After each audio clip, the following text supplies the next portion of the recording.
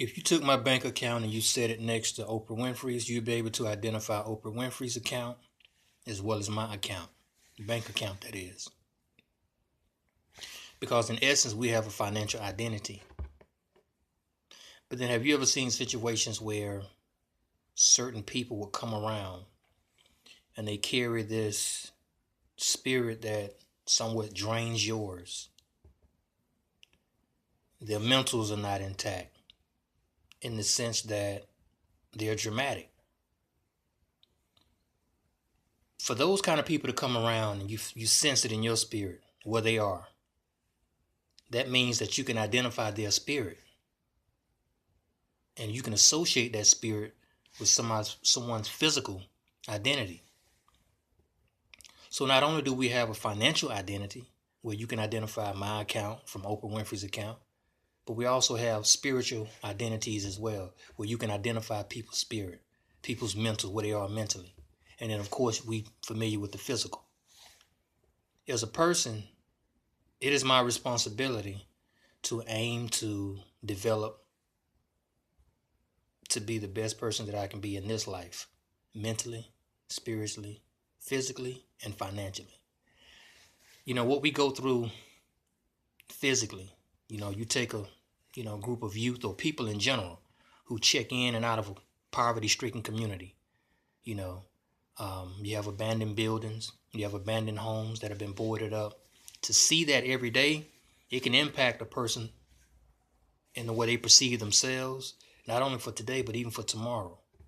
So a lot of times what we go through physically, what we are physically, what we dwell, what we lay our head at, what we wake up to every day, being in that environment physically can impact us mentally. And then what we go through mentally can also impact us physically in the sense that when some people are stressing, they don't eat as much, they don't sleep as much. So the mentals can impact the spirit as well as the physical, and the physical, what you're going through in that aspect, can have an impact on the mental. And for people don't understand it, that's why we're so unbalanced. A lot of us, we quote John 3:16. We want to build our spirits, build our mental. My mind is on God. I'm going to eat healthy physically. But financially, we missing the mark. So as an individual, my objective is to develop mentally, spiritually, physically, and financially. Because as I mentioned, taking my bank account and putting it next to Oprah Winfrey's bank account, you can identify hers and you can identify mine. So we have a financial identity. People that come in your midst carrying some kind of spirit, you can identify that spirit. So as an individual, if I care about my mentals, my spirit, my physical, and my financial gain, stability, then in getting involved with somebody, you share that interest and you begin to invest that same love that you have for self into them, in the sense that, being involved with somebody and they being your significant other, it shouldn't be financial secrets to the degree where an individual is cuffing money, splurging, and can't explain why they can't contribute financially in this relationship. So in essence, to love somebody, I should and would be willing to invest financially into that. We sharing, we building. If I'm involved with a woman and she's going through some things, let's say spiritually. Spirit for me is not when you're talking about some Holy Ghost and nothing like that. Spirit for me is individual, the individual, what you're going through spiritually. If my woman, let's say, have started to see bags under her eyes, or accumulate gray hairs, or picking up body weight, and it impacts her spiritually because in her mind it's like she's getting closer to leaving. To love her is to say the things, to do the things that would uplift her spiritually. That's showing spiritual love. Mentally, perhaps she has a job where certain people don't carry their weight. Maybe there's a relative that is close to her who is on their deathbed. Maybe there are issues, concerns with her teenage child or children, their behavior maybe. To love a woman mentally is to say those things and to do those things to build her up mentally.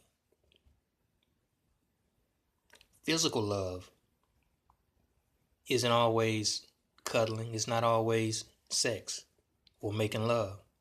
Physical love, for me, I've learned, is I can take my physical ear and listen to my significant other as she express what it's like, how she feeling as she see another string of gray appear over her head.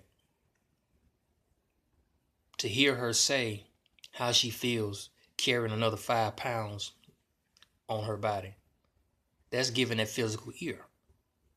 To hear her express the likes, the dislikes, the fears, the goals she hopes to accomplish.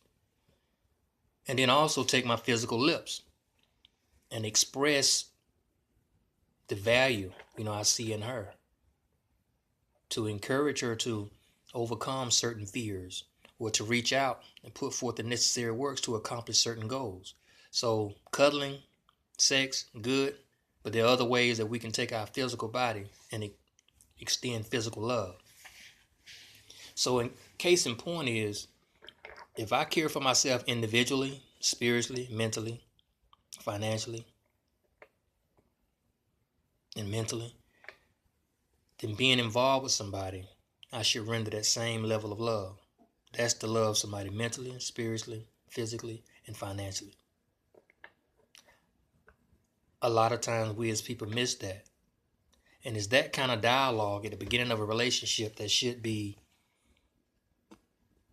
open to really understand the person that you're about to invest the next 9 months, next year, the next 3 years, or the remainder of your life.